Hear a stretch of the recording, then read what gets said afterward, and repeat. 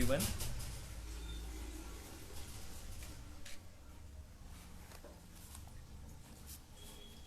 Today we are going to discuss about a very major topic, that is irregular periods.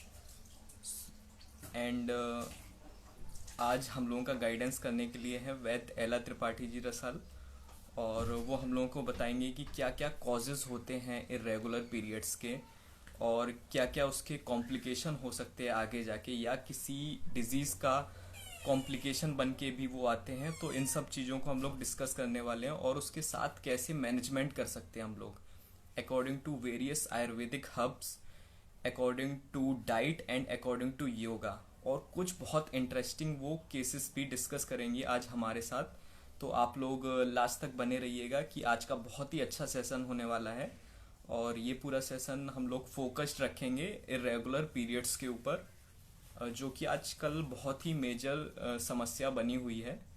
और कुछ ही देर में हम लोगों को ज्वाइन करेंगी वैद्य एला त्रिपाठी जी रसाल। उनके गाइडेंस में ही हम लोग देखेंगे कि क्या क्या माइन्यूट माइन्यूट चीज़ें हैं इसके अंडर में।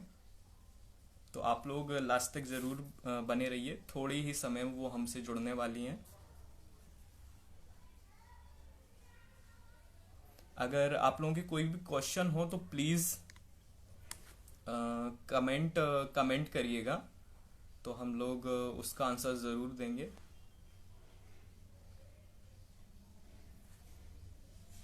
और जितने भी लोग जुड़ रहे हैं उनका थैंक्स, और हो सके तो इस लाइव को ज़्यादा से ज़्यादा शेयर करिए, ताकि एक अच्छे से सभी लोगों को इस टॉपिक के बारे में जानकारी मिल पाए। अ, कुछ ही समय में वो हम लोगों से जुड़ेंगी और हम लोगों को गाइडेंस देंगी इरेगुलर पीरियड्स के ऊपर।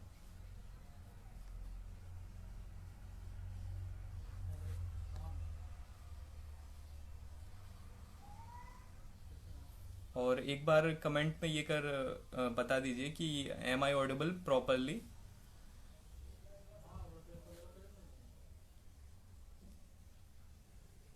और मैम आ चुकी हैं।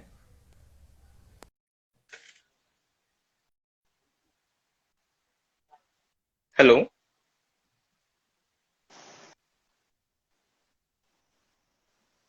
Good evening ma'am. Good evening. चलो, तो हेलो एवरीवन। ऑडिबल है हम लोग? अ, आप लोग प्लीज कमेंट में ये बता दीजिए कि हम लोग प्रॉपरली ऑडिबल हैं, कोई एको या ऐसी चीज तो नहीं आ रही है। तो प्लीज ये कमेंट में आप लोग बता दीजिए। मेरी भी आवाज क्लियर है सबको? कोई को नहीं आ रहा मेरी आवाज ओके में भी? मैम। हम्म। परफेक्ट है मैम इस बार। ओके। चलो। तो आज हम लोग डिस्कस करने वाले हैं इरेगुलर पीरियड्स के ऊपर। काफी एक मेजर टॉपिक है और मेजर प्रॉब्लम भी है। और इसके लिए हम लोग के साथ हैं वैद्य एला त्रिपाठी जी रसाल, जो कि फाउंडर हैं श्री आयुर्वेद आयुर्विश्व आयुर्वेद की, जिसकी ब्रांचेस पुणे और सातारा में है। तो मैम, सबसे पहले मैं आपसे पूछना चाहूंगा कि इसके क्या क्या कॉजेस हैं। Okay, hello everyone. और इरेगुलर पीरियड टॉपिक बहुत इंपॉर्टेंट था आज का लेना। तो कॉजेस तो जैसे हार्मोनल डिसबैलेंस है, अपना लाइफस्टाइल है, ये सभी को पता है। और आप डाइटरी फूड कैसे करते हैं उसके ऊपर है। और सबसे इम्पोर्टेंट आजकल जो प्रैक्टिकल मुझे क्लिनिक में देखने को मिला है कि जो भी यंगस्टर्स हैं, जो टीनेजर हैं, जो हार्मोनल पिल्स लेते हैं, उनको भी इरेगुलर पीरियड्स की ऑलरेडी प्रॉब्लम होती है। और वो जब वो एक बार पिल की आदत लग जाती है तो ये और मेजर इशू हो जाता है उन लोगों के लिए। मे बी ये साइकिल नेचुरली आपकी 1 से 2 दिन में वो अच्छी हो जाए, या फिर एक पूरे साल में अच्छी हो जाए। लेकिन जैसे बर्ड पिल लेना स्टार्ट करते हैं उनको और आदत हो जाती है, और वो इरेगुलर हो जाते हैं पूरी तरीके से पीरियड्स। बाकी आप कैसा खान पान कर रहे हैं, आहार निद्रा ब्रह्मचर्या कैसे अकॉर्डिंग टू आयुर्वेद फॉलो कर रहे हैं, उसके ऊपर है। और स्ट्रेस फैक्टर कितना है आपकी लाइफ में, आपके पिट्यूटरी ग्लैंड जो कंट्रोल करती है कि आपके सोने उठने का साइकिल, उससे जो है हार्मोन जो है उनको पता रहता है कि हमारा बॉडी में सिक्रीट होने का पर्टिकुलर कुछ टाइम है। जो मन के भी जो गुण बताए हुए रजोगतम, वो भी एक नॉर्मल बैलेंस रहते हैं। पर ऐसा जब फैक्टर आता है कि जब आप बहुत ज्यादा स्ट्रेसफुल में होते हैं, इसलिए मनोविकार भी इम्पोर्टेंट है। जब हम इरेगुलर पीरियड की बात कर रहे हैं तो यहाँ पे मनोविकार, ये भी बात करना बहुत इंपॉर्टेंट है। तो ये सारे मल्टीपल फैक्टर्स हैं, आपकी लाइफस्टाइल, आपकी बॉडी टाइप, आपका कैसा खान पान है, इस सारी चीजों के ऊपर ओवरऑल आपकी बॉडी के रिप्रोडक्टिव सिस्टम का इम्पैक्ट आ जाता है। ओके। हम्म, हम लोगों की लाइफस्टाइल, खान पान और जो भी बॉडी कॉन्स्टिट्यूशन है वो काफी इम्पेक्ट करता है। और मैम, मैं आपसे पूछना चाहूंगा कि हम लोग कैसे उस चीज को डिटेक्ट कर सकते हैं अर्ली स्टेज पे कि मतलब ये इरेगुलर पीरियड्स हैं या नहीं। Okay okay. तो अर्ली इरेगुलर पीरियड्स का मतलब क्या हो, पहले तो रेगुलर क्या होता है? अकॉर्डिंग टू आयुर्वेद में अगर आप देखेंगे तो जो 3 से 5 दिन का या 7 दिन का नॉर्मली फ्लो होता है, या फिर बहुत लोगों की साइकिल जो होती है, मतलब अमूमन जो है 28 से 35 डेज की साइकिल होती है। तो ये आप इसको मान लेंगे कि ये आपकी रेगुलर साइकिल हो गई, जो महीने मंथ टू मंथ आती है। जब स्टार्टिंग में किसी को मिनार जब किसी भी लड़की को जब एक 14 से 15 के एज में, आजकल जनरेशन को जल्दी आने लग रहे हैं पीरियड्स, ये भी एक बहुत बड़ा इशू हो गया है कि 10 या 11 ईयर्स में ही जो लड़कियों को पीरियड्स आ जाते हैं। तो उस टाइम जो है, अगर वो उसका 1 साल तक जो है वो इरेगुलर रहता है, ये नॉर्मल सारे ही गायनेकोलॉजिस्ट और सब लोग, हम लोग भी वो बोलते हैं कि ये रेगुलर हो जाएगी साइकिल। लेकिन यही चीज जब उस बेरेबल ना हो उस लड़की के लिए, और ये साइकिल जो है आपकी कभी 28 डेज की हो रही है, कभी 35 डेज की हो रही है, कभी 2 महीने तक नहीं आ रही, कभी 3 महीने तक नहीं आ रही है, तो ये इरेगुलर की श्रेणी में आ जाता है कि ये इरेगुलर पीरियड्स हैं, इसको हम इरेगुलर मान सकते हैं। और आप एक, अगर कोई इनिशियल जो टीनेजर है, अगर वो टीनेजर है और वो ये जान रही है कि अभी पीरियड स्टार्ट हुए हैं उसके at the age of 14 suppose, और अगर वो 28 डेज या महीने या 1-2 महीने के गैप में आ रहे हैं, तो वो हम नॉर्मल मानेंगे। उसको बहुत ज्यादा पेन है या फिर बहुत ज्यादा प्रॉब्लम हो रही है, तो उसको आयुर्वेदिक मेडिसिन से हम ट्रीट करते हैं। लेकिन 1 मंथ तक ठीक है, 1 ईयर तक उसका ये साइकिल ठीक है। इसके आगे जो लड़कियां हैं, इवन जो आपकी एज फैक्टर है, या फिर शादीशुदा हैं आप, उसके बाद से भी, या फिर आपने कोई पिल ली उसके बाद 3 महीने का गैप हो रहा है, कभी 1 महीने में आ रहा है, कभी कभी तो ये कंडीशन है कि आपको पीरियड्स ही नहीं आ रहे जब तक आप कोई कोई पिल्स नहीं ले रहे हैं या फिर कोई बाहर की मेडिसिन नहीं ले रहे हैं। तो आपको पूरी तरीके से समझ लेना कि आपका इरेगुलर पीरियड है ये। Okay, okay. Thank you ma'am. और उसके बाद मैं पूछना चाहूंगा कि इसके कोई आप केसेस डिस्कस कर सकती हैं। ऑफकोर्स ऑफकोर्स, आज का सबसे इम्पोर्टेंट फैक्टर हमारा यही है, क्योंकि मेरे पास बहुत बंडल है। मैंने जो है एक कैटेगरी बनाई है आज डिस्कस करने के लिए कि टीनेज से लेकर, मेरे पास पहली केस जो जो टीनेज की, वो एक 12 साल की लड़की के केस थी। उसको बहुत ज्यादा क्रैम्प्स आते थे बॉडी में, और उसकी प्रॉब्लम क्या थी कि उसको स्कैंटी फ्लो रहता था और बेरेबल नहीं होता था। मतलब लोगों को बहुत, मोस्टली लड़कियों को पता होगा कि नॉर्मल उनको पेन होता रहता है इस टाइम पे, लेकिन बहुत लोगों को ऐसे चक्कर आने लगता है। तो उस लड़की को प्रॉब्लम ये थी कि उसको फ्लो प्रॉपर नहीं हो रहा था, उसको चक्कर, और जब तक वो इंजेक्शन नहीं ले रही थी, पेन किलर वैसा नहीं ले रही थी, तो उसको नहीं आता था। तो हमने उसको जब ट्रीटमेंट दी तो विद इन जो है वो आई थी 15 डेज, मतलब 15 डेज का उसका अभी पीरियड्स आने वाले थे। उसके बाद से उसको पूरा प्रॉपर नॉर्मल हो गया। उसको कई ऐसे क्रैम्स की जो पीएमएस, ब्लॉटिंग, ये सारी शिकायतें बताते हैं, वो ऐसी कोई भी चीज नहीं, और उसकी वो पीरियड्स टोटली नॉर्मल हो गई। और ये केसेस ऐसे होते हैं कि इसको आप कहीं शो नहीं कर सकते कि ये पेपर में ये था और कंप्लेंट फिर से नॉर्मल हो गई, इसका कोई प्रूफ नहीं रहता। ये टोटली बॉडी टाइप और पेशेंट टू डॉक्टर ही बता सकता है कि पहले फॉलोअप में और नेक्स्ट फॉलोअप में उसको कितना ज्यादा आराम मिला है। तो ये एक इम्पॉर्टेंट था। फिर एक 15 ईयर की मेरे पास केस थी, फीमेल की। उसको क्या था कि बहुत ज्यादा वॉमिटिंग, कटिशूल हम बोलते हैं, भ्रम, छर्दी, ये सारे, मतलब क्या हो रहा है कि बैक एक होना बहुत ज्यादा, और फर्स्ट डे जो है उसका अनबेरेबल हो जाता है, और वाइट डिस्चार्ज की प्रॉब्लम या एसिडिटी की प्रॉब्लम थी। तो ये पित्त प्रकृति। अभी ये जो मैंने केस लिए, ये जो डिस्कस कर रही हूँ, इस लड़की की मैंने पहले कैटेगरी की। ये पित्त प्रकृति है, मतलब ऐसी प्रकृति है जिसको बॉडी हीट बहुत ज्यादा रहता है, एसिडिटी जल्दी होती है, वॉशरूम को बार बार अगर आपने दूध पी लिया ऐसे तो ब्लॉटिंग फील हो जाती है आपको। आजकल लोग बोल रहे हैं कि ग्लूकोज इंटॉलरेंस वाला वर्ड यूज कर रहे हैं। ग्लूकोज इंटॉलरेंस, या फिर दूध को आपको, दूध में बहुत सारे ऐसे जो प्रोटीन है वो आपको पचते नहीं है, ये अभी आया। लेकिन आयुर्वेद ने बहुत पहले ही बता दिया था कि मृदु विरेचन, जब भी ऐसी प्रकृति बॉडी टाइप हो आपकी, तो ये सारे, तो हमने जो है उसको इनिशियल जो है मैंने शतावरी दिया था उसको। और बाकी सारे जो हर्ब्स है, मतलब उसके बॉडी टाइप के अकॉर्डिंग मैंने उसको, वो कुमारी थी, मतलब क्या है कि एज फैक्टर है, वो टीनेजर, तो इसलिए मैंने उसको कुमारी आंसू दिया।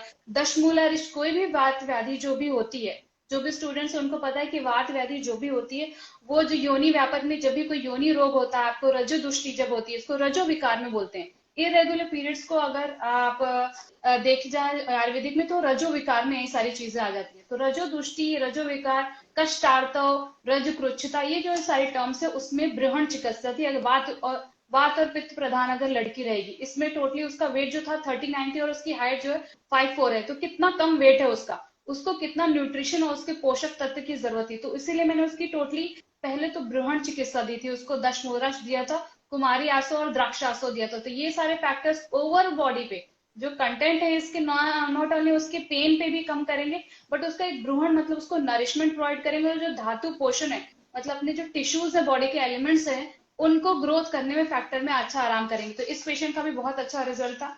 बहुत एक 18 इयर्स की लड़की है, उसको पिंपल्स आना स्टार्ट हो गए। ये सबसे बड़ी प्रॉब्लम हो जाती है जब भी लड़कियों को पीरियड्स आना, प्यूबर्टी के समय मेल और फीमेल दोनों के कंडीशन होता था, और उसको व्हाइट डिस्चार्ज की मतलब इसको एक काइंड ऑफ बोलेंगे कि ये श्वेत प्रदर वाली कंडीशन में ये लड़की जा रही थी। तो मैंने इसमें टिपिकली पुष्यानक चूर्ण यूज किया। तो लड़कियां जितने भी सुन रही हैं, अगर आपको डेली व्हाइट डिस्चार्ज हो रहा है, ओवल्यूशन के टाइम पे 3 से 4 दिन जो है अगर व्हाइट डिस्चार्ज होता है तो वो नॉर्मल बोला जा सकता है। लेकिन अगर उसके अलावा आपको डेली डेली जा रहा है और उसकी वजह से आपको बहुत ज्यादा लिथार्जिक, बहुत ज्यादा थकान लग रही है, तो आपको अपना रूल आउट करने की जरूरत है, वैद्य के पास जाने की जरूरत है। ये सारे पेशेंट अवेयर थे। एक जो 15 ईयर की एज, एक 18 ईयर्स की, ये लोग अवेयर थे अपने लिए, इसलिए ये जो है ये वैद्य के पास आए। और इवन मेरे पास पीसीओडी की केस थी, उसकी ये प्रॉब्लम थी कि उस हार्मोनल, पहले पीसीओडी की केस थी, यूएसजी कराई तो उसने पहले ट्रीटमेंट हार्मोनल पिल से, पता है गायनेकोलॉजिस्ट के पास आप जाते हैं तो नॉर्मल उनकी कोई गलती नहीं है, जो बेस्ट ट्रीटमेंट है वो भी दे रहे होते हैं अपनी, और हमारा क्या है, हम नेचुरल वे में दे रहे होते हैं। तो इसको जब मैंने किया तो उसको पांडु की कंडीशन थी इसकी। तो यहाँ पे बॉडी टाइप के अकॉर्डिंग डायग्नोसिस करना, जब भी मुझसे कोई क्वेश्चन या फिर स्टूडेंट पूछते हैं आप फॉर्मुलेशन क्या, मुझे क्वेश्चन भी आया था कि आप फॉर्मुलेशन क्या यूज करती हैं। फॉर्मुलेशन तो ऑलरेडी आचार्य चरक ने, आचार्य सुश्रुत ने, आचार्य वाग्भट जी ने बताया हुआ है। ये आपके ऊपर डिपेंड करता है कि आप उसको कैसे पढ़ते हैं और क्या चीज देते हैं। हमने ये इतने सारे कॉम्बिनेशन चुन दिया हुआ है, मतलब बहुत जो भी मुझे उसके बॉडी टाइप, उसकी कंप्लेन है, उसके अकॉर्डिंग मैंने चिकित्सा की है। और सबसे बड़ी बात है कि लोग सोचते हैं कि हेमोग्लोबिन और पांडु ये टोटली डिफरेंट है। हम पांडु की चिकित्सा में बहुत सारी लड़कियां जो है इस केस में क्योर हो जाती हैं। ये बात याद रखना कि रजो विकार जो है वो सबसे पहले आहार रस पे है, आपका क्वालिटी ऑफ फूड पे है। तो ये भी बहुत इंपॉर्टेंट है। इसको स्पॉटिंग होती रहती थी, फ्लो बहुत कम था, मैं टोटली टायरेक्ट, और 1 मंथ की ब्लीडिंग थी। इसने मुझे पहली बार बताया था जब पहली बार इसको पीरियड्स आए थे, तो 1 मंथ की ब्लीडिंग थी, उसके बाद से हार्मोनल पिल स्टार्ट की इसने, एंड देन ये जो है वो 28 डेज 21 की साइकिल ही रहती है। तो इस लड़की ने ये कंटिन्यू किए 3 महीने की ट्रीटमेंट और सोचा कि ये नॉर्मल हो जाएगा। फिर उसने सोचा कि मे बी सर्च किया, आजकल लोग बहुत ज्यादा पढ़ रहे हैं, अवेयर है अपनी बॉडी के बारे में। तो इसने जब सर्च किया कि side effect, long term side effect, सबसे पहले कोई भी चीज आप जब ले रहे हैं तो उसका लॉन्ग टर्म साइड इफेक्ट क्या है ये देखना बहुत इंपॉर्टेंट है, क्योंकि आप एक टीनेजर है, अभी आपकी बॉडी में बहुत सारे चेंजेस आने वाले हैं। ऐसे ही नहीं, ब्रेस्ट कैंसर और ये सारे high risk factor, heart disease या क्लॉट्स, ये सारे साइड इफेक्ट्स हैं हार्मोनल पिल्स के। मैं यहाँ पे किसी भी साइंस के अगेंस्ट नहीं जा रही हूँ, लेकिन लॉन्ग टर्म आपके बॉडी के लिए क्या चीज अच्छी है उसको, तो इसको हमने जो है नॉर्मल लाया, और इसकी जो पीसीओडी जो सिस्ट बन गए थे वो भी इसकी सिस्ट की साइज कम हो गई। दूसरी बात यह है कि कभी भी जब हम ट्रीटमेंट देते हैं, मैं पेशेंट को बोली, मैंने सारे टीनेज हार्मोनल पिल्स मैंने यहाँ लिखा भी है, ये केसेस मैंने पर्टिकुलर फाइंड आउट किए, क्योंकि हमारे पास तो बहुत सारे अलग अलग टाइप हैं। पर्टिकुलर इनकी केस में क्या था कि इनको टोटली आदत हो गई थी, एडिक्टेड बोलते हैं ना, अपने बॉडी को आपने एडिक्ट कर दिया एक्स्ट्रा हार्मोन के लिए। मतलब ये जो हार्मोन होते हैं ईस्ट्रोजन, प्रोजेस्टेरॉन, मिक्स हार्मोन्स भी रहते हैं इसमें, सिंगल हार्मोन भी रहता है। तो ऐसे टाइम पे क्या होता है कि आपकी बॉडी जो है एक एक्स्ट्रा हार्मोन आपकी बॉडी में रिलीज करिए, तो ब्रेन और यूट्रस दोनों को समझ में नहीं आता है, ये मिमिक करता रहता है नेचुरल हार्मोन के, कि हमें ये प्रेगनेंसी है या नहीं है, या इसको लाना है, हमें फ्लो करना है, या मेंस्ट्रुअल साइकिल आनी जाने। तो ये सारा आप जो है बॉडी को कितने दिन तक कंफ्यूज करेंगे, 1 महीना, 2 महीना, 1 साल तक। उसके बाद जो है ब्रेन आपका सोचेगा कि इस हार्मोन को, प्रोजेस्टेरॉन, ईस्ट्रोजन, एफएसएच, एलएच, ये सारे फैक्टर्स रिलीज करने की जरूरत नहीं है, हमें इंड्यूस करने के लिए कुछ ना कुछ पिल्स चाहिए। तो ये आप उसके बाद से इनका साइड इफेक्ट क्या हुआ था, इसका वेट गेन बहुत ज्यादा हो रहा था। बहुत सारे लोग शिकायत करते हैं, ये कॉमन प्रॉब्लम भी आपने सुनी होगी, सबको ही पता है कि वेट गेन होने लगता है, पिंपल्स बहुत आने लगते हैं, बाल बहुत आते हैं। उनको लगता है कि ये हार्मोन पिल्स या फिर ऐसे ले ली ट्रीटमेंट हमने तो ये कम हो जाएगा, जबकि इनकी इसकी केस में जो है पीसीओडी हो गया इसको, ये पिल्स भी ले रही थी, कंटिन्यू करी थी इसने, बस 3 महीने की ट्रीटमेंट के बाद 1 मंथ का गैप लिया, उसको 2 महीने उसके बाद उसको पीरियड्स ही नहीं आया। तो इसको ये प्रॉब्लम हो गई, हीट की बहुत प्रॉब्लम थी इसको, स्पॉटिंग बहुत कर रही थी, और सबसे बड़ी प्रॉब्लम ये थी कि मतलब इसका जो कलर था वो बहुत ज्यादा डाउन होता जा रहा था, चिड़चिड़ जो होती है एक लड़कियों की जो पीएमएस बोलते हैं, वो टोटली पूरे मंथ वाइज कंसंट्रेशन सब कुछ इसको लूज हो गया था। और गल प्रदेशी मतलब यहाँ पे ये पर्टिकुलर फेशियल हेयर मतलब क्या हुआ, आपके यहाँ पे बाल नहीं आएगा लड़कियों को, यहाँ पे ये जो बाल आते हैं उसको फेशियल हेयर की कैटेगरी में यहाँ पे बहुत ज्यादा। तो इस केस में हमने इसको भी केस क्योर किया। और मुझे ये इस चीज के लिए बोलना है कि जब भी ट्रीटमेंट देते हैं तो आप किसी भी को बोलें कि आप 3 मंथ्स वेट करें। आपकी बॉडी में अगर सिस्ट बन गया है, हार्मोन अगर किसी चीज की आदत लगी है, तो उसको बैक करने के लिए, नेचुरल आने के लिए 3 मंथ्स की साइकिल आपकी, 90 डेज की साइकिल तो चेकआउट की ही जाती है। फिर मेरे पास इतनी केसेस में फिर भी जल्दी जल्दी समअप कर रही हूँ। ये केस जो थी वो पर्टिकुलरली मेरे पास उष्णजन्य पीठिका मतलब क्या है, पिंपल्स के लिए आई थी। तो मैंने इनसे पूछा कि आपको कंप्लेंट्स कैसे रहती है। तो अमूमन जो ये 23 ईयर्स की मेल है, इसने क्या बोला मुझे कि ये तो बॉडी हीट आ जाता है, मुझे रैशेस आ जाते हैं, अर्टिकेरिया वाली कंडीशन हो रही थी इसको। जब मैंने पर्टिकुलर और डायग्नोसिस और क्वेश्चन पूछे, क्योंकि हमारा नॉर्मल जब हमारे पास पेशेंट आता है वैद्य के पास, तो हम सब पूछते हैं कि किसी भी लेडी आपके क्लिनिक में आती है तो हम सबसे पहले उसका कैसा पीरियड्स है इसके बारे में, उसका कलर कैसा है, तभी रेगुलर से इरेगुलर और जो नॉर्मल पीरियड्स हैं और एबनॉर्मल पीरियड्स है उसमें डिफरेंस समझ में आ जाता है। ये पीसीओडी वाले वीडियो में भी मैंने बोला था। तो जब मैंने इससे पूछा तो बोले वाइट डिस्चार्ज बहुत है और स्कैंटी फ्लो है, और मुझे जो है उस टाइम बहुत हीट फ्लो होती है। एंड दूसरी चीज मैं बोली थी कि क्लॉट जाते हैं, इसको प्रॉपर फ्लो नहीं होता है।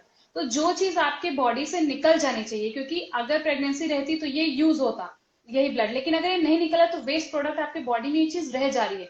तो ये समहाउ आपके बॉडी में कहीं ना कहीं ये हीट शो करनी ही है। एक्स्ट्रा जो आप ब्लड का पूरा टेम्परेचर भी लेते हैं बॉडी का, वो यूट्रस से पूरी जगह फ्लो हो रहा था। तो इसको उस कंडीशन में अर्टिकेरिया की पेशेंट थी, और मैंने इसको डायग्नोस क्या किया, इसको जो है रजोदुष्टि की वजह से जो सारी कंडीशन थी उसमें ये क्योर किया। फिर दोबारा इस पेशेंट को मैंने सिर्फ और सिर्फ जो है इसको 7 डेज की मेडिसिन दी थी। उसके बाद से इसको प्रॉब्लम नहीं आई, और जो फ्लो आया उसको, इसकी भी डेट जो थी आने वाली थी, तो ये नॉर्मल हो गई।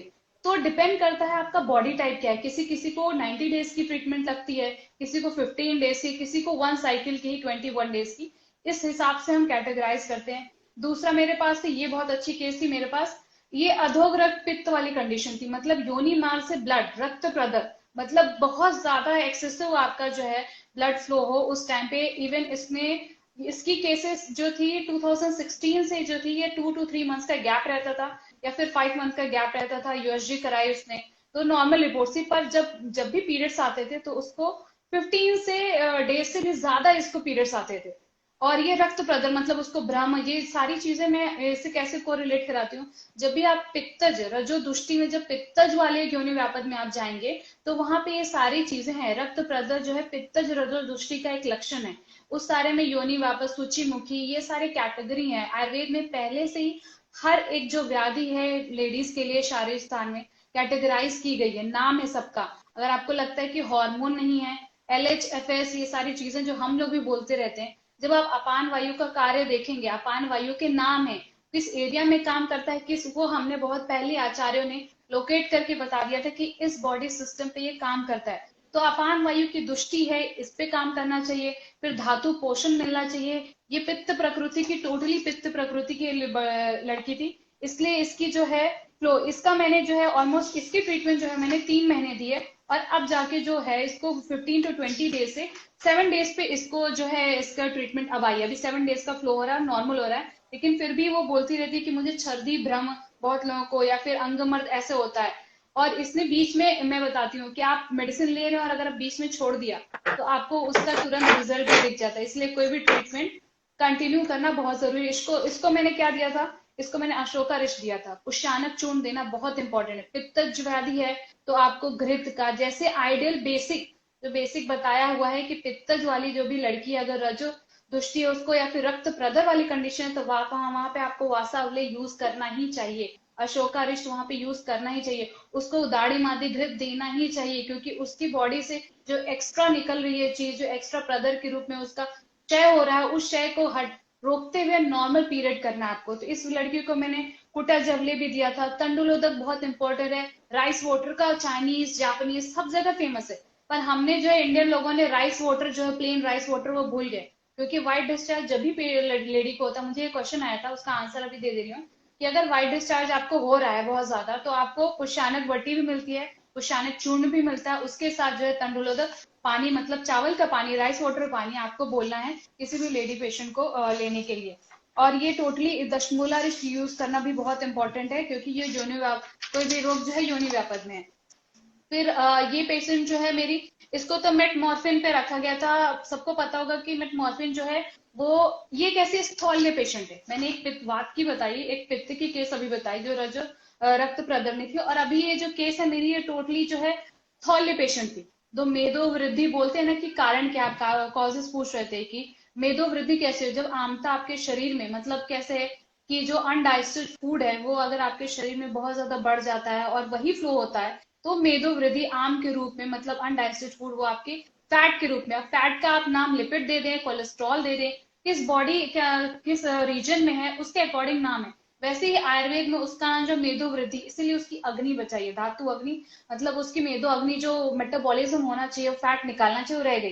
तो इस पेशेंट को डायरेक्टली 1 ईयर तक उसने मेटमॉर्फिन मतलब जो है, आप सबको पता है ग्लूकोज के, जब भी बॉडी शुगर ऐसे बढ़ जाता है आपको, तब ये शुगर के पेशेंट को ये भी दी जाती है। और इसको डिटेक्ट पीसीओडी किया गया था, इसके 6 मंथ्स इरेगुलर पीरियड से। और इसको अभी क्या कंडीशन हुई, अभी जो है 28 ईयर्स की है, तो इससे 23 ईयर से ये प्रॉब्लम चली आ रही थी। पीसीओडी इसको डिटेक्ट 4 साल से था। और इसने बताया मुझे कि कभी 23 से 24 साल में, कभी 23 से 24 दिन फ्लो रहता था, कभी 1 महीना रहता था। और इसकी जो है ये कफज, कफज की कैटेगरी में कैसे आती है, क्योंकि इसको श्वेत प्रदर था, कंडू है, इसको योनि कंडू भी है, इसको बहुत सारा बॉडी पे भी कंडू है। और मूत्र से मुहर मुहर जो है उसको जो है रात में उठ के वो बार बार यूरिनेशन के लिए जाती थी। तो ऐसी कंडीशन में आपको ये इंपॉर्टेंट है कि इसको कफज योनि व्यापक मतलब कफज की कैसी पेशेंट होती है, स्थौल्य जन्य जो चिकित्सा है, वो मैंने पहले भी बोला था कि ब्रूहण और लंगन, मैंने एक उस पेशेंट को बताया, वातज वाली जो पेशेंट थी जिसका बॉडी टाइप कम वेट है, उसको मैंने ब्रूहण चिकित्सा दी थी, नरिशमेंट दी थी। इसमें क्या है, इसका वेट 76 है और हाइट 5.1 है, तो मतलब सोचिए कितना कम है इसकी हाइट और वेट कितना ज्यादा है। तो और श्वेत दुर्गंधी, ये सारे टोटली, इसको जीवा भी आम युक्त थी। ये सारा केस पेपर मैं टोटली बता रही हूँ, ये सारी उसके मैंने लिखे हुए थे। और इसको ये भी हिस्ट्री भी थी श्वास कुरुक्षता की। तो एक पेशेंट को जो हमारे पास सिर्फ और सिर्फ इसके लिए आई है कि उसको पीसीओडी की हिस्ट्री है, उसको हमको जो है ब्लड शुगर मेटमॉर्फिन से लेकर उसको पीछे खींचना है।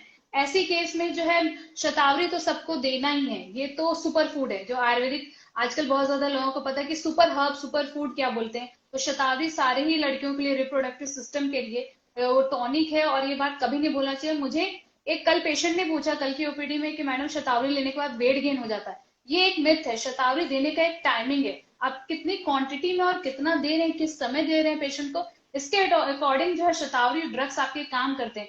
इसलिए डॉक्टर की एक टाइमिंग होती है, एक औषध सेवन काल होता है, ये इंपॉर्टेंट है जाना। आप रेदर देन ये सोचे कि शतावरी लेने के बाद, बहुत लोगों को पता है कि प्रेगनेंसी के बाद देते हैं तो लैक्टेशन में हेल्प होती है, वे ऐसा कुछ नहीं। शतावरी की क्वांटिटी है वो स्किन के लिए भी अच्छा काम करेगी। इनफैक्ट ये ग्रंथों में और बाकी रिसर्च पेपर में भी दिया है कि शतावरी जो है, जो आपके ग्लूकोज है, एक्स्ट्रा ग्लूकोज है बॉडी में, उसको भी कम करने का काम करती है। पित्त शामन है, और ओवरऑल जो एक लेडी है उसमें जो केमिकल कंस्टिट्यूएंट, उसके जो हार्मोन है, मैंने LHFH सब लोग बोलते रहते हैं, पर ये बने किस चीज से, प्रोटीन और अमाइनो एसिड से ही। ओलिगोसेक्राइड्स क्या है, ये टोटली अमाइनो एसिड्स हैं।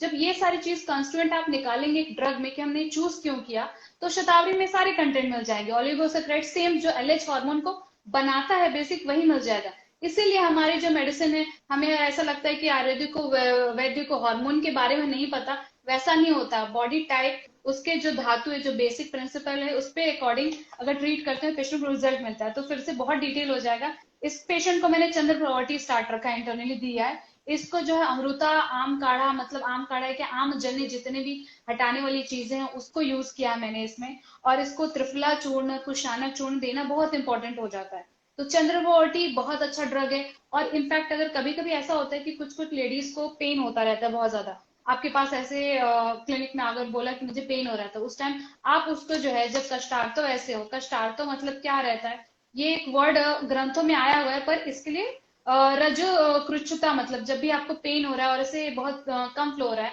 उस टाइम पेन होता है, तो योगराज गूगल की टैबलेट्स आप दे सकते हैं पेशेंट को, लेडी को, जब भी उसको फ्लो हो रहा है तभी भी, पीरियड्स के टाइम भी उसका पेन कम करने के लिए, ताकि जो बढ़ा हुआ अपान वायु है उसको कम किया जाए और नॉर्मलाइज किया जाए पूरे टोटली। अपान वायु की दृष्टि की वजह से ये चीज होती है। फिर अगर आपको इस पेशेंट में जो मैंने रज प्रवर्तनी वटी है, ये कभी नहीं भूलना चाहिए, बहुत ही फेमस ड्रग है और इग्नोर भी करते हैं, लेकिन रज प्रवर्तनी वटी बहुत अच्छा काम करती है ऐसे पेशेंट में। और सारे धातु का पाचन होना चाहिए, ये सबसे इंपॉर्टेंट है। मैं टोटली चिकित्सा बता रही हूँ, पर कंडीशन वाइज हर एक स्टूडेंट, हर एक डॉक्टर जो भी मुझे सुन रहा है, आप जो है किसी का फॉर्मुलेशन के पीछे ना पड़े। कंडीशन क्या है, चरक, आचार्य चरक, आचार्य सुश्रुत जी ने, सबने ऑलरेडी दवाई लिखी हुई है। रोग के अकॉर्डिंग आपको बस डायग्नोस करना और उठा के वही ड्रग देना है। इसमें किसी वैद्य के पास जाके हम उसका फॉर्मुलेशन उठा लें, वैसे कोई चीजें नहीं, आपके सामने ही सारी चीजें पड़ी हुई हैं। आप अपना फॉर्मुलेशन खुद ही बना सकते हैं। और फॉर्मुलेशन तो हर एक जो भी वैद्य होता है, अभी मैंने इतने सारे ड्रग्स जो दिए हुए हैं, इतने सारे ड्रग्स दिए हैं, ये पर्टिकुलर उस लेडी के लिए एक फॉर्मुलेशन ही है, और मैंने इंस्टेंट ये चीज बनाई उसके लिए। ये नहीं है कि मैंने इस और दूसरी पेशेंट की है उसकी कॉपी की है। तो ये कफज है, और ये पित्तज, ये बॉडी टाइप, और ये वातज। ये जानना बहुत इंपॉर्टेंट है कि बॉडी टाइप के अकॉर्डिंग आपके पीरियड्स रहते हैं, बॉडी टाइप के अकॉर्डिंग ही आपको फ्लो रहता है। अगर पित्त प्रधान है लेडी, उसको रक्त प्रदर वाली कंडीशन है, तो पित्तग्न चिकित्सा करनी चाहिए टोटली आपको उस टाइम। और वातज है तो उस टाइम उसको तेल, घृत और मध, अभी मैंने इसको रोज सुबह जो है 1 चम्मच जो है अपना जो है हनी खाने के लिए बोला है। पानी में 10 ml से 20 ml तक मैंने हनी बोला, और इसको बोला है कि पानी में 1 गिलास पानी में मिक्स करके ये पिए रोज, ताकि इसकी स्थौली की भी चिकित्सा होनी चाहिए। यहाँ पे कफज ही होने वहां पर, उससे सबसे बेसिक है कि मैं यहाँ पे उसकी स्थौली की चिकित्सा कर रही हूँ। मैं टोटली पीसीओडी के लिए पर्टिकुलर कोई चिकित्सा है वैसे नहीं है।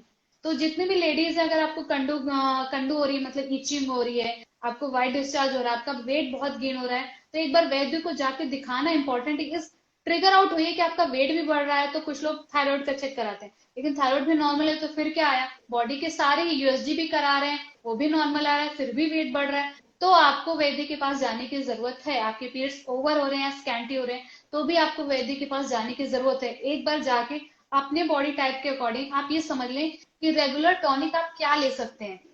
अभी के लाइफस्टाइल में सबको विटामिन डी, बी मिल रहा होगा, या फिर विटामिन डी ऐसी चीज मिल रही होगी, ऐसा नहीं है। तो शतावरी एटलीस्ट सबको मैंने कंपल्सरी बोला ही है लेने के लिए। और मेरे पास बहुत सारी केसेस है, मैं क्या बताऊं, लेकिन कॉम्प्लिकेशन में ये डिस्कस क्यों कर रही हूँ, क्योंकि ये जो पेशेंट है, ये मेरे पास इसको 4 साल हो गए, ये कपल है जिसको शादी हो गई और 4 साल हो गए और अभी तक प्रेगनेंसी नहीं हुई। और जब मैंने हिस्ट्री पूछी तो इसको हार्मोनल पिल्स लेने की आदत है, और अभी जब से हार्मोनल ट्रीटमेंट जैसे छोड़ दिए तो इसको पीरियड्स नहीं आ रहे। तो ये वंध्यत्व में कैसे लेडी चली जाती है, इनफर्टिलिटी में कैसे ये चीज चली जाती है इरेगुलर पीरियड से, ये बात ध्यान देना बहुत इंपॉर्टेंट है आपकी, क्योंकि आप बॉडी को मिमिक कर रहे हो दूसरे हार्मोन से, उसकी आदत डाल रहे हो, तो आपको इतना टाइम लग सकता है। इसलिए ये अवेयरनिंग वाला वीडियो हमने क्यों बनाया है कि आप जो है नेचुरल अपने बॉडी में, और ये एक लाइफस्टाइल वाली चीज है।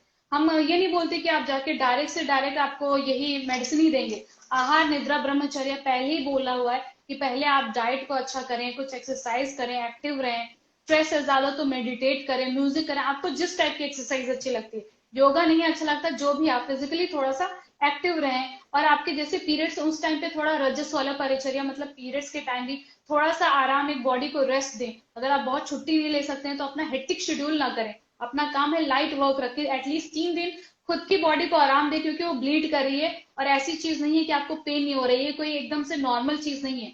अगर देखा जाए, पहले बताया गया है कि दुर्गंधी नहीं होना चाहिए, ग्रंथि युक्त रज नहीं होना चाहिए, और स्टे नहीं होना चाहिए, तो ऐसा कोई भी शुद्ध आर्तों के लक्षण अभी मिलते ही नहीं है, किसी भी पेशेंट में नहीं मिलते हैं। तो जिनको नॉर्मल हो रहा है वो ये सोचे कि टोटली नॉर्मल रहने के लिए शतावरी डेली यूज करें। और जिनको थोड़ी सी भी प्रॉब्लम है, अगर आपको कष्ट आर्तो मतलब बहुत ज्यादा पेन है, क्रैम्स है, ब्लॉटिंग है, आपको पेन किलर लेने की जरूरत है, तो उस टाइम आपको टोटली अलर्ट होने की जरूरत है। आपको पेन किलर नहीं लेना है, क्योंकि इससे भी जो है आपकी बॉडी हर टाइम पे उसका साइड इफेक्ट दिखाने लगती है। और आप यंग एज में अगर इस चीज की आदत डालेंगे, तो एट द एज ऑफ 27, इस फीमेल पेशेंट की 27 एज है, उस टाइम तक जाते जाते आपके लिए और भी मुश्किलें फ्यूचर के लिए बहुत ज्यादा बढ़ जाएंगे। और आपकी बॉडी, अपने आप बॉडी और ब्रेन अपना हो, यूट्रस और अपना जो ब्रेन है, वो एक दूसरे से एक कॉन्ट्रा, मतलब ऐसा होता है रिलेशनशिप है इनका, आपकी बॉडी का खुद से ही रिलेशनशिप है। पहले आप उस पर हेल्दी करिए। लोग पूछ रहे थे कि आपकी लाइफ में क्या चला, पहले अपनी बॉडी की तरफ ध्यान दीजिए, उसके बाद यूट्रस और सारे एक एक सिस्टम को, लिवर मेटाबॉलिज्म पूरा बेकार हो जाता है। जो भी अभी मैंने स्थौल्य वाली पेशेंट में बताया,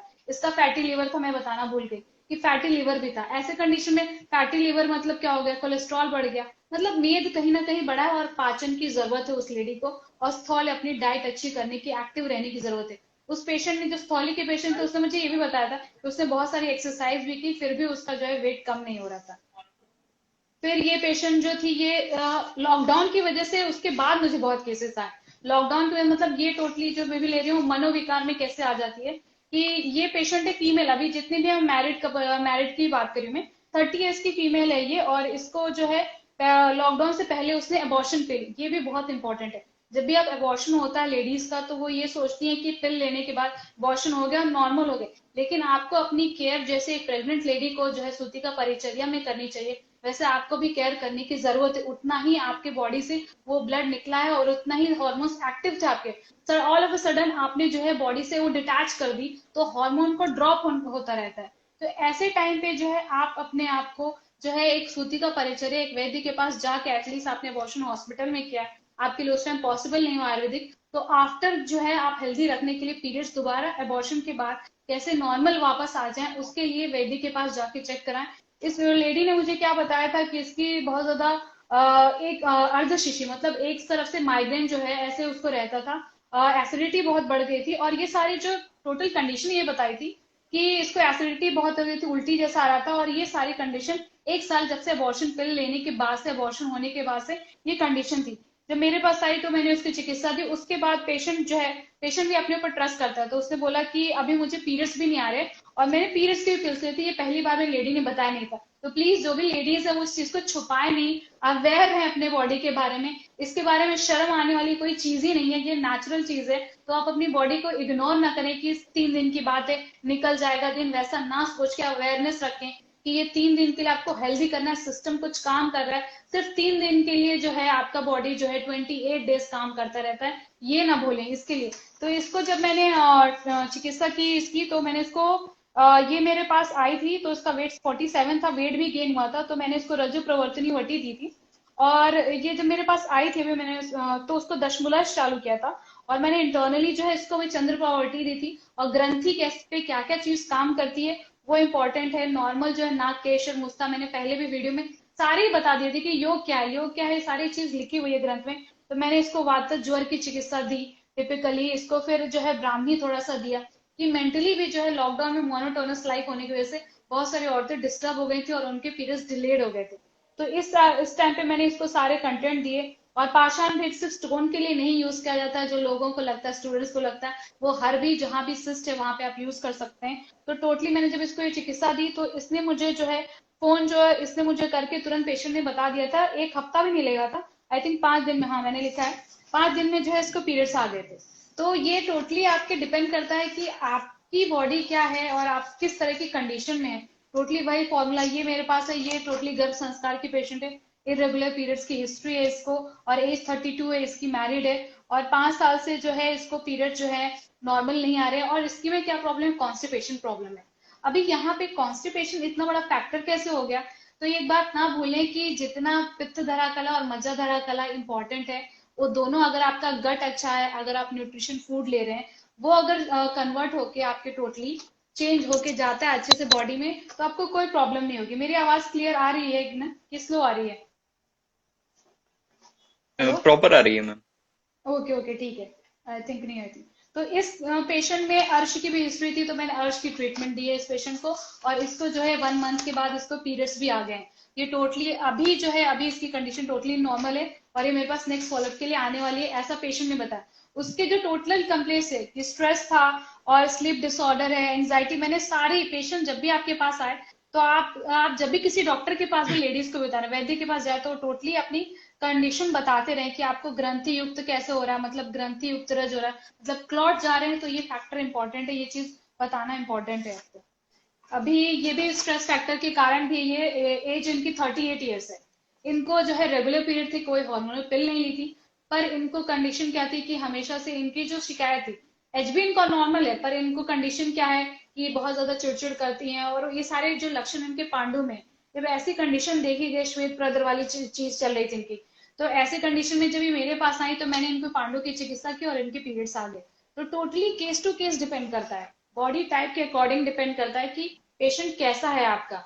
अभी लॉकडाउन के टाइम में ये बोल रही थी कि घर पे रहने की वजह से वो काम पे जाती थी, घर पे रहने की वजह से जो एक नींद नहीं होती है प्रॉपर, नींद फैक्टर कितना इंपॉर्टेंट है। इनका मेन हेतु ये था कि निद्रा ही नहीं हो रही थी इनकी। तो नींद लेना बहुत इंपॉर्टेंट है। और दूसरी चीज है कि खाने की टाइमिंग।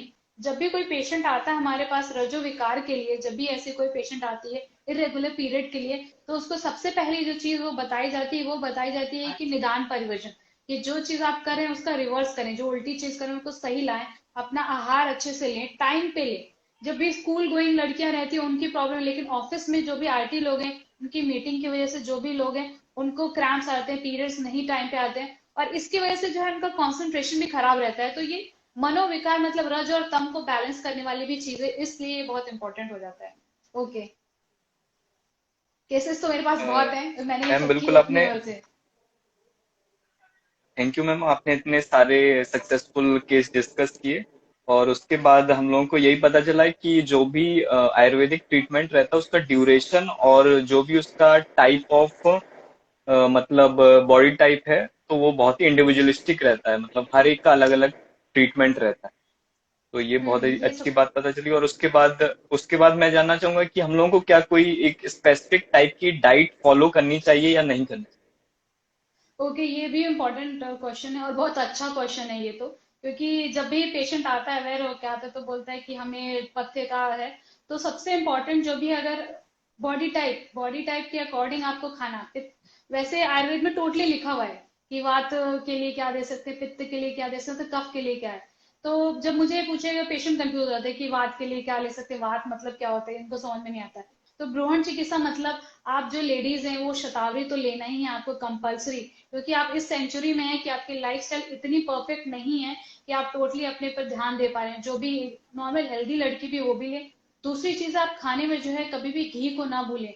अगर दूध से दिक्कत होती है तो अगर पित्त प्रकृति है तो घी की क्वांटिटी ज्यादा रखें आप। और अगर वात प्रकृति है तो आप थोड़ा थोड़ा जो है बॉडी में जो है थोड़ा थोड़ा हनी या फिर कफ की प्रस्थौल लें, तो वो भी हनी लेना इंपॉर्टेंट है उनके लिए। सुबह सबसे इंपॉर्टेंट है कि लोग सोचते हैं कि स्प्राउटेड फूड खा लें या फिर प्रोटीन शेक पी लें। उस चीज को अवॉइड करके नॉर्मल जो घर का खाना है आपके, ज्वारी भाकरी, ये सारी जो चीजें हैं वो सारी अपने लाइफ में ऐड करिए। नॉर्मल जो भी है, मैं बोलती हूँ कि ड्राई फ्रूट्स में आप जो है काले मनुके स्पेशली, मैं सारी लेडीज को बोलती हूँ वो अपने लाइफ में ऐड करिए। घर का खाना तो सबसे अच्छी है, हेल्दी फॉर्मेंटेड फूड थोड़ा सा अवॉइड करें। मैं एक तो बोल रही हूँ कि बिल्कुल बंद कर दो, सात्विक खाना खा लो, कोई नहीं सुनेगा। कोई नहीं खाने वाला, ये पॉसिबल ही नहीं है। अगर आपको बर्गर पिज्जा खाना है तो मैंने पहले ही वीडियो में बताया कि अभी पत्ती कर चूर्ण अपनी लाइफ में अपने घर में थोड़े से एटलीस्ट, जैसे आप पैरासीटामोल रखते हैं वैसे आयुर्वेदिक प्रोडक्ट्स रखें तो आपको हेल्दी रखें। आंवला तो सबको ही ले सकता है, सीजनल फ्रूट सबसे इंपॉर्टेंट है। और अभी तो शुगर केन जो है बहुत ही इंपॉर्टेंट है। अभी ठंडी के टाइम में चल रहा है तो लोग शुगर केन भूल गए हैं। शुगर केन लीजिए क्योंकि ठंडी के टाइम डायूरेटिक है, आपको कॉन्स्टिपेशन से भी बचाएगा। सीजनल फ्रूट्स के हमेशा ध्यान दें।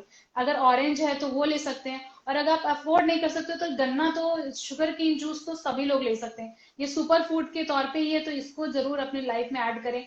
हर एक सीजन के अकॉर्डिंग जो है सब्जियां लेते रहें। बहुत ज्यादा ये ना सोचे कि पालक ही बहुत ज्यादा खाना है, या फिर बहुत ज्यादा ऐसे जो है लीफी वेजिटेबल्स का जो फंक्शन है वैसा कुछ नहीं। आपके लीफी वेजिटेबल्स ही टोटली डिपेंड नहीं करता है। आप नॉर्मल बेसिक खाना जो है जितना भी आपके घर में है, दाल चावल रोटी सब्जी, ये खाइए, उससे भी आपका वेट लॉस होगा। इससे बहुत ज्यादा कार्ब्स मिल जाएंगे, इसकी टेंशन ना लीजिए। कार्ब्स को पचाना कैसा है इसकी टेंशन लीजिए।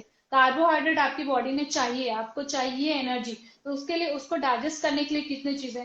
जो लोग ऑफिस जा रहे हैं बहुत एक्सरसाइज, अगर सुबह की एक्सरसाइज नहीं हो पा रही है तो शाम की करिए आप। तो पर्टिकुलरली मैं ये बोल दूं कि यही फॉलो करो, यही डाइट खा लो, यही चना खा लो, या फिर यही वात प्रधान वाले भी मैंने चने बोले।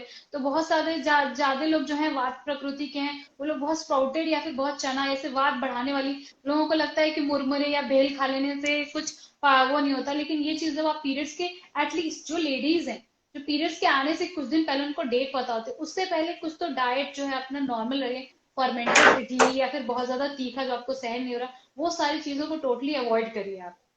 ओके। Thank you ma'am. और आपने बताया कि मतलब जो भी सीजनल फ्रूट है और घी और हनी का सेवन है, जो भी सुपर फूड बताए गए हैं आयुर्वेद में, उनका हम लोग लगातार सेवन करें। और उसके बाद मैं ये जानना चाहता हूँ कि मैम कि कोई स्पेसिफिक टाइप का योगा है बताया गया है इरेगुलर पीरियड्स के लिए? ये भी बहुत अच्छा क्वेश्चन है। योगा तो सारे ही पीरियड्स के लिए हेल्पफुल है, लेकिन पर्टिकुलरली मैं दो तीन ही बताऊंगी। जो एटलीस्ट आपने इतना भी कर लिया तो आपको बहुत ज्यादा, जैसे कि भुजंग आसन है, भुजंग आसन का जो पोज है वो टोटली भुजंग के जैसा रहता है। वो टोटली आपके जो है यूट्रस और सारे वहां की जो रिप्रोडक्टिव सिस्टम के मसल्स है उस पर बहुत अच्छा काम करता है। दूसरी चीज है कि आपका सूर्य नमस्कार, सूर्य नमस्कार अगर एक है उसमें 12 टाइप्स के, मैंने हर एक वीडियो में वही प्रेफर किया। अगर आपने सूर्य नमस्कार कर लिया तो ओवरऑल पूरे बॉडी की एक वार्म अप वाली एक्सरसाइज हो जाती है और आपके मसल्स का भी जो स्ट्रेचिंग हो जाती है। तो सूर्य नमस्कार और भुजंग आसन ये सबसे इंपॉर्टेंट है आपका। फिर है अर्धमुख आसन, मतलब ऐसे करना, अर्ध हलासन कर सकते हैं आप। अर्ध हलासन मतलब ये पोजीशन हो जाती है अर्ध हलासन की। इसमें जो है टोटली जो है बहुत लोगों को मनोविकार, मतलब जिनको प्रॉपर ब्लड फ्लो नहीं हो पा रहा है उसमें भी बहुत अच्छा काम करता है। और पीरियड्स के जो भी एक हार्मोन डिसबैलेंस रहता है टोटल बॉडी में, वो भी इससे अच्छे से हो जाता है। बाकी मैंने पीसीओडी और हॉर्मोन्स के लिए तो बहुत सारे एक्सरसाइज है, लेकिन योगा आसन जितना भी आप कर रहे हैं उसमें आप एक श्वास वाली अनुलोम विलोम, अनुलोम विलोम और कपाल भाती, कपाल भाती का तो बहुत अच्छा रिजल्ट है। ये टोटली स्ट्रोक्स जो है आपके जो है टोटली रिप्रोडक्टिव सिस्टम पे, डाइजेशन पे बहुत अच्छा काम करता है। तो डाइजेस्टिव सिस्टम अच्छा रहा तो रिप्रोडक्टिव और बाकी सारे भी चीजें बैलेंस रहती है। तो 3-4 योगासन है। प्राणायाम एक, अगर आपको नहीं पॉसिबल है, बहुत स्ट्रेस आउट है आप, ऐसा लग रहा है कि पेट से बहुत पेन हो रहा है, तो ब्रीदिंग इन एंड आउट कर सकते हैं आप। और उस टाइम जब भी पर्टिकुलर है तो लोग पूछते हैं कि एक्सरसाइज नहीं करें, लेकिन अनुलोम विलोम जो है, माइल्ड अनुलोम विलोम जो है, आपको पीरियड्स के टाइम भी कर लेंगे तो आप जो स्ट्रेस है, आपको सर दुख रहा है या फिर पेन हो रहा है, वो भी कम हो जाएगा instantly. Thank you so much ma'am. आपने मतलब डिफरेंट टाइप के सक्सेसफुल केसेस डिस्कस किए, उसके बाद क्या क्या उसके कॉजेज हो सकते हैं, कौन कौन सी हम लोग हर्ब्स यूज कर सकते हैं, लाइन ऑफ ट्रीटमेंट कैसी रहती है, डाइट कैसी रहती है और किस टाइप का योगा कर सकते हैं, तो बहुत ही डिटेल में डिस्कस किए। मुझे लगता है कि जितने भी हम लोगों के क्वेश्चन थे मन में, वो उनके जवाब आपने ज्यादातर के दे दिए हैं। अगर फिर भी हाँ कुछ मुझे, बाकी रहे तो मैम को डायरेक्टली डीएम कर सकते हैं, मैम के पेज पे जाके, आयुर्वेद आयुर्विश पे जाके आप लोग डायरेक्टली मैम से कांटेक्ट कर सकते हैं। जिसको कंसल्टेशन भी चाहिए तो वो डायरेक्टली मैम को डीएम करके वहां पे मैम कंसल्टेशन कर। Okay, okay, okay, thank you everyone, namaste. Thank you ma'am.